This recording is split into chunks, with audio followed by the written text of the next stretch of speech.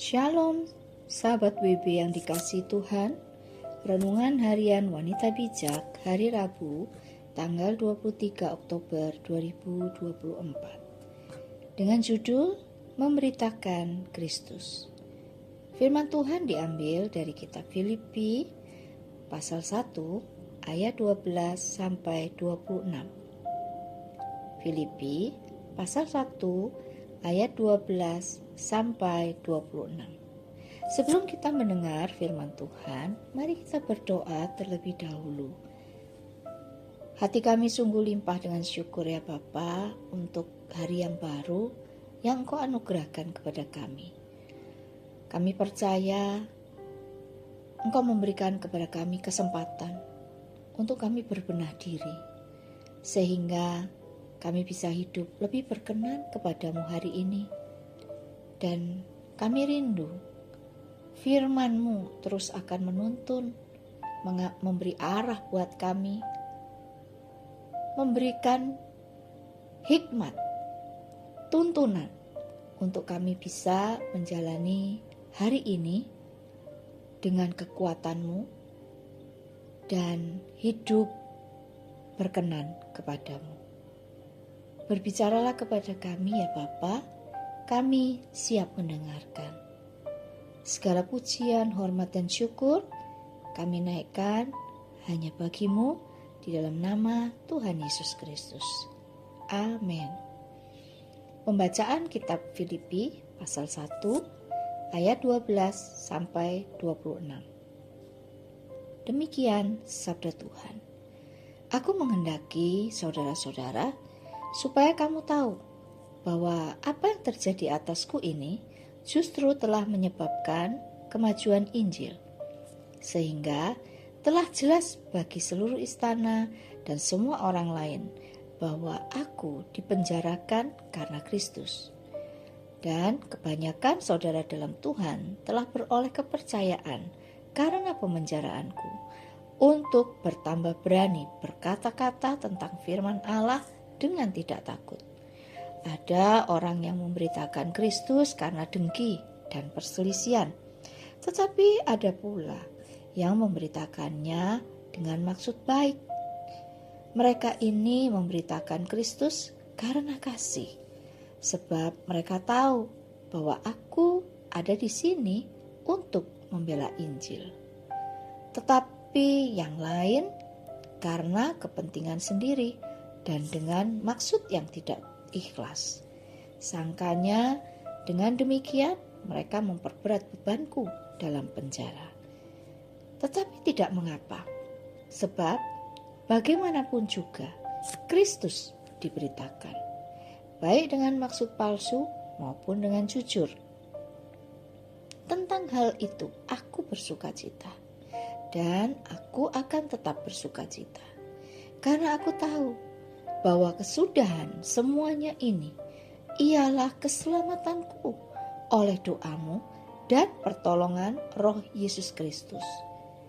Sebab yang sangat kurindukan dan kuharapkan ialah bahwa aku dalam segala hal tidak akan beroleh malu, melainkan seperti sedia kala, demikian pun sekarang Kristus dengan nyata dimuliakan di dalam tubuhku, baik oleh hidupku maupun oleh matiku.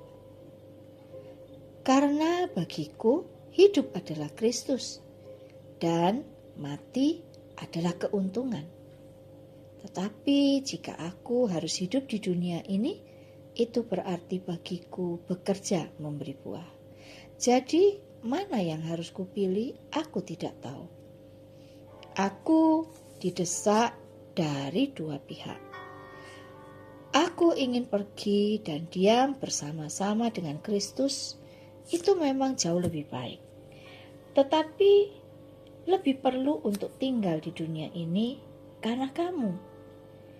Dan dalam keyakinan ini, tahulah aku akan tinggal dan akan bersama-sama lagi dengan kamu sekalian, supaya kamu makin maju dan bersukacita dalam iman, sehingga kemegahanmu dalam Kristus Yesus makin bertambah karena aku, apabila aku kembali kepada kamu. Mengapa Paulus berkata bahwa pemenjaraannya justru menyebabkan kemajuan Injil? Apa maksudnya hidup adalah Kristus dan mati adalah keuntungan? Demikianlah sabda Tuhan. Berbahagialah mereka yang mendengarkan firman Tuhan dan melakukannya. Haleluya. Sahabat WB yang terkasih, masalah dan kesulitan umumnya adalah hal yang sebisa mungkin dihindari dan tentunya tidak disukai. Apalagi ada dalam penjara untuk hal yang dituduhkan dan tidak berdasar. Bayangkan, Paulus mengalaminya dan melihatnya dari sudut pandang yang berbeda. Justru pemenjaraannya membawa mata hatinya terbuka bahwa semua ini menyebabkan kemajuan Injil. Sahabat WB, Paulus sangat percaya bahwa tidak ada hal yang terjadi tanpa ada maksud baik Tuhan baginya. Demikian juga halnya dengan dakwaan yang dia terima sampai dia harus dipenjara. Semangatnya tidak pudar dan bahkan lebih lagi untuk memberitakan dan membela Injil, dan inilah alasan Paulus bersukacita. Sahabat WB, bagaimana dengan kita? Adakah masalah dan pergumulan hidupmu membawamu semakin mengenal Allah? Ataukah engkau justru terlarut di dalamnya dan makin menjauh darinya? Sejatinya, iman kita teruji lewat setiap masalah dan menjadi semakin teguh saat kita memilih untuk mempercayai Tuhan dan kedaulatannya. Setiap hal yang menguji iman menghasilkan keteguhan untuk semakin mempercayai Tuhan dan kedaulatannya. Sebelum kita membagikan kepada rekan dalam kelompok pemuritan berkat yang kita terima dan komitmen kita, mari kita berdoa.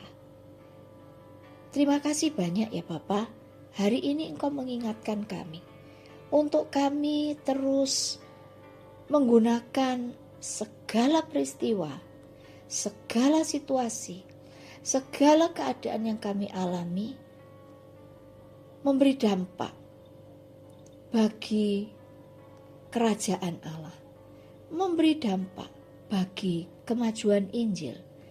Kami rindu untuk seluruh gerak hidup kami ini membawa kemajuan bagi Injil-Mu lewat hidup kami.